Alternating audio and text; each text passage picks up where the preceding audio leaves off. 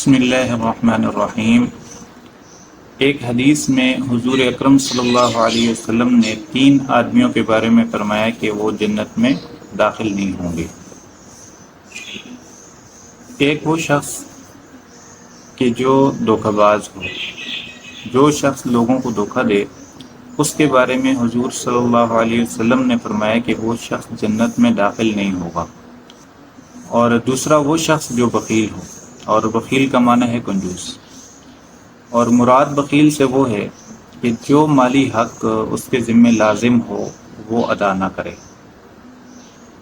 مثلا کسی کا خرچہ لازم ہے تو وہ ادا نہ کرے، کسی سے پیسے لیے ہیں تو وہ ہونے کے باوجود وہ ادا نہ کرے، یا کوئی بھی ایسا واجب حق ہے، لازمی حق ہے، وہ اسے ادا نہیں کر رہا تو اسے بخیل کہیں گے، کنجوس کہیں گے۔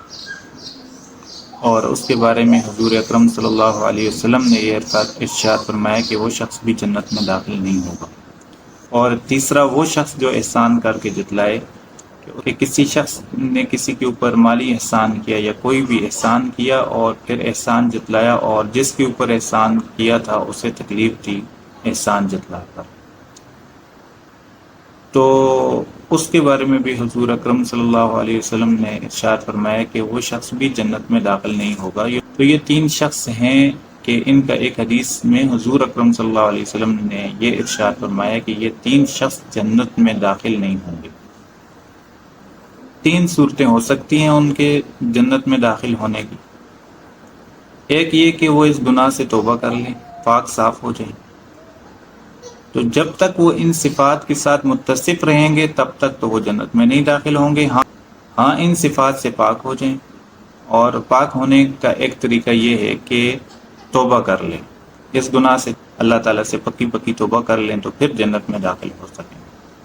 اور دوسری صورت یہ ہے کہ ان گناہوں کی وجہ سے جہنم میں جائیں اور ان گناہوں کی سزا بھگتیں، اور پھر پاک صاف ہو کر پھر جنت میں چلے جائیں۔ تو ایسا ہو سکتا ہے کہ مسلمان جتنے بھی گناہ گار ہوں گے وہ جہنم میں داخل ہوں گے، اس لیے کہ تاکہ گناہوں سے پاک ہوں اور پاک ہونے کے بعد جنت میں جا سکے۔ اور جو کافر ہوں گے وہ جہنم میں بطور سزا کے جائیں گے، ہمیشہ وہاں رہیں گے، کیونکہ جہنم اللہ تعالیٰ نے انہی کے لیے بنائی ہے، کافروں ہی کے لیے بنائی ہے، مسلمانوں کے لیے نہیں بنائی۔ مسلمانوں کو اس لیے وہاں داخل کریں گے کہ وہ گناہوں سے پاک صاف ہو کر جنت میں جا سکے۔ اور اس کی مثال مولانا اشرف علی تھانوی صاحب رحمۃ اللہ علیہ نے یہ دی ہے کہ جیسے 2 آدمی ہوں اور بادشاہ ان کو اپنی ملاقات کے لیے اور خصوصی انعامات کے لیے بلائے، تو ان میں سے ایک تو بالکل پاک صاف ہو اور اس نے غسل کیا ہو، تو وہ تو آتے ساتھ ہی بادشاہ کی ملاقات کے لیے پہنچ جائے گا۔ اور جو دوسرا آدمی ہے اس نے 1 سال سے وہ نہایا نہیں ہے اور اس نے کپڑے نہیں بدلے، تو اسے پہلے کپڑے بدلوائے جائیں گے اور نہلایا جائے گا، اور اس سے جب غسل دیا جائے گا تو تکلیف بھی ہوگی، روئے گا بھی، اور پھر جب پاک صاف ہو جائے گا تو پھر بادشاہ کی ملاقات کے لیے اسے پہنچایا جائے گا۔ اور یہی مثال ہے مسلمان اور کافر کی، کہ مسلمان کو بھی جہنم میں اس کے گناہوں کی وجہ سے ڈالا جائے گا، لیکن وہ پاک کرنے کے لیے، تاکہ وہ جنت کے قابل بن جائے اور پاک ہو جائے اور پھر جنت میں چلا جائے۔ اور جو کافر ہوں گے انہیں بطور سزا کے جہنم میں ڈالا جائے گا۔